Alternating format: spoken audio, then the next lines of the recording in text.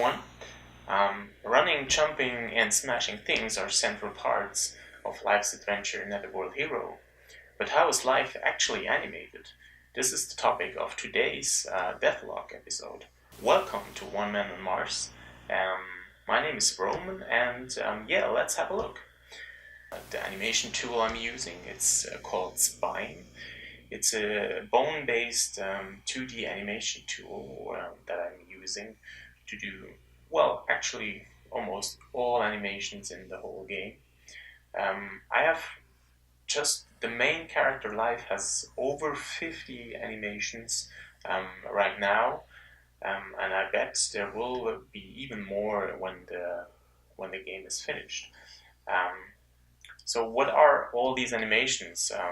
Not all of them are in-game, let's say it like that, or not all of them are can be triggered by the player. Some of them are also used in cutscenes, so they are there to tell a story or emotions or stuff like that. But most of the animations are actually triggered by the player by normally pressing some buttons. Yeah, so let's jump into Spine first, and then after Unity, and have a look at the animation tools I'm using. Alright, here we are in Spine. You can see Leif in his idle animation phase. I will not go into too many details how I really animate in using Spine today. I might just do that in a later episode. But yeah, just for a very quick introduction, I can kind of move bones around in here, and using keyframes I can chain together movements and create animations. For example, checking out the running, the walk cycle. Where is it? Here.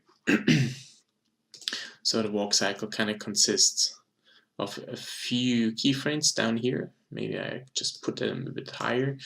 So right now the left leg is selected, and well, almost every fifth frame the left leg has a keyframe. And I mean, all the other limbs do have keyframes as well, and there are secondary animations like on the fur. So maybe let's pick the bone for the fur quickly. Stop the animation.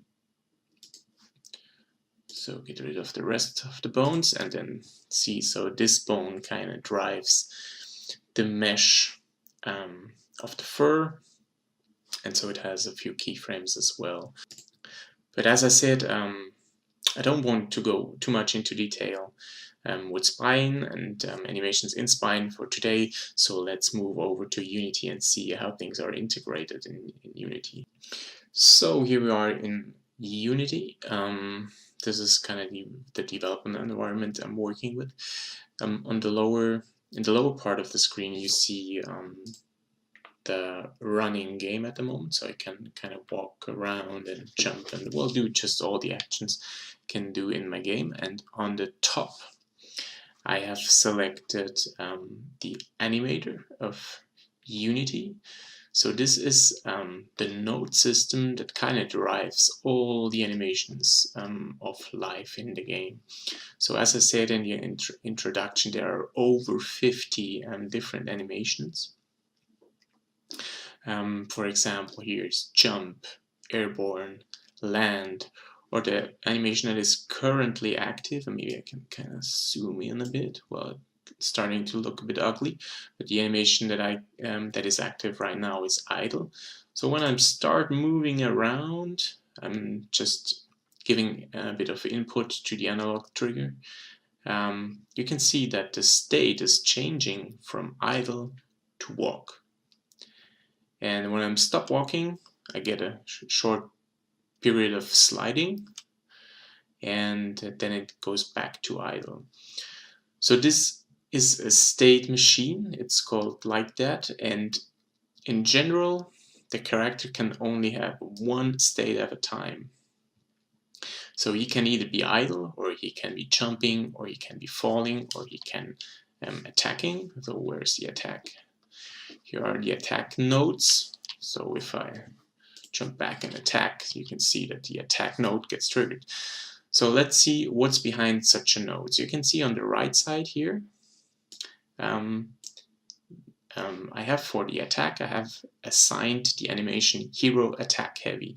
If you can remember back in Spine before, this is exactly one of these animations you have seen before. So each of these nodes, or all of these nodes, have their animation, and they get triggered by scripts if the player gives input via the controller. So for example, let's have a look at jump. So what I'm doing, I'm hitting B, and the character will recognize the input. There's a script on the character that listens for button inputs, and it currently knows that it is standing on something, so he can jump. So he's not in water, for example, where he could not jump. So he knows he's able to jump, and when I hit B, you can see that the node jump gets activated very briefly, and once the character is in the air, it changes to being airborne. And once he has reached the highest peak of being airborne and falls back down to the ground, it changes to fall again. So let's just do that one more time.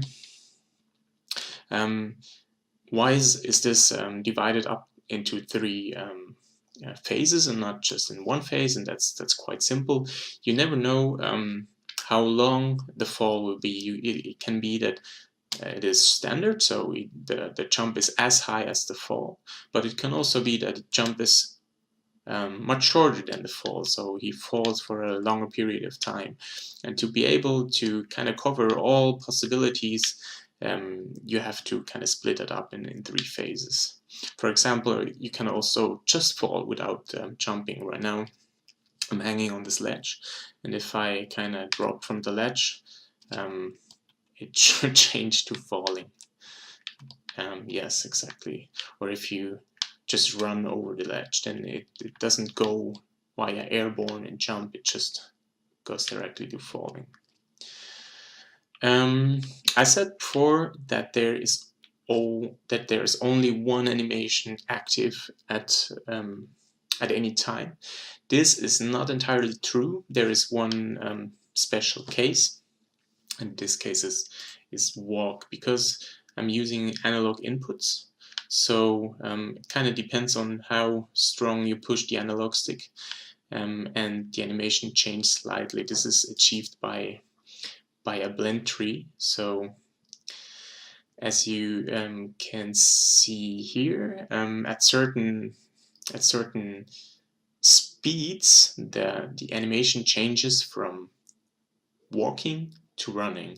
I have it here twice because I'm using it for both directions, so for negative values to run to the left, or for positive values to run to the right. So you can see the nodes gets highlighted just a tad. I really hope it can be recognized on the video. But when I'm walking, the walk node gets activated, and once I'm running, the run node gets activated. And the cool thing about blend trees is that it kind of mixes both animation into one, so there's no abrupt change between running and walking, but it's really blending into each other, which really gives a nice seamless transition from standing to running. I think this is the only exception. For the rest of the cases, there can only be one state. For example, let's have a look at the hurt state. Where is it?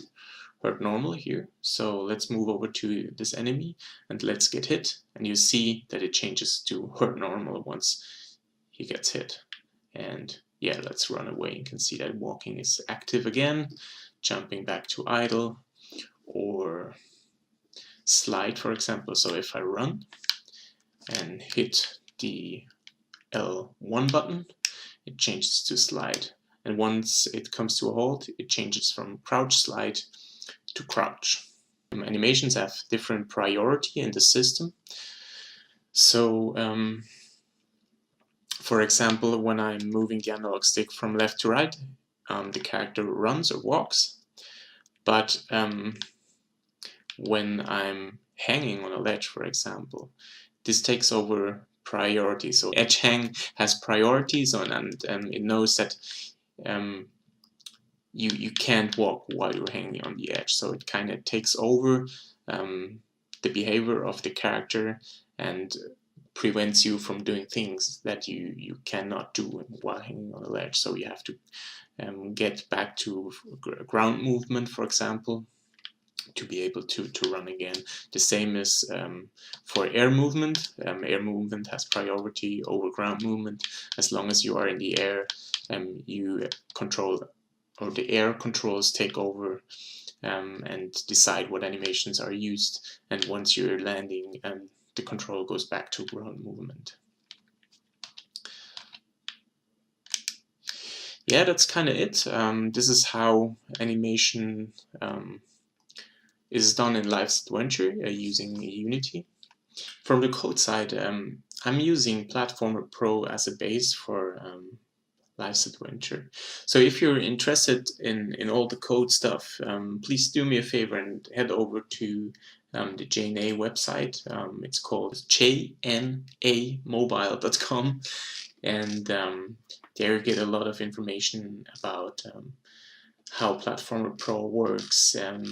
Yeah, have a look at it at the Unity Asset Store. It's a really cool and powerful tool, and I just cannot recommend it high enough to all of you if you want to get into gaming or toy around, do prototypes or whatnot. Please check it out. It's really, really cool. That was it for today's devlog. I really hope you enjoyed it, and it was interesting to see how the animation system works in LeifsAdventure. If you want to stay informed, please consider subscribing either the YouTube channel, or if you want to get informed via newsletter, check out my website www.LeifsAdventure.com and add your email address to the newsletter. If you want to support me further, you can follow me on Twitter, or maybe the most important thing is share information about the game to your friends and let them know why this project is cool, or why you would like them to have a look at the project. That would be awesome.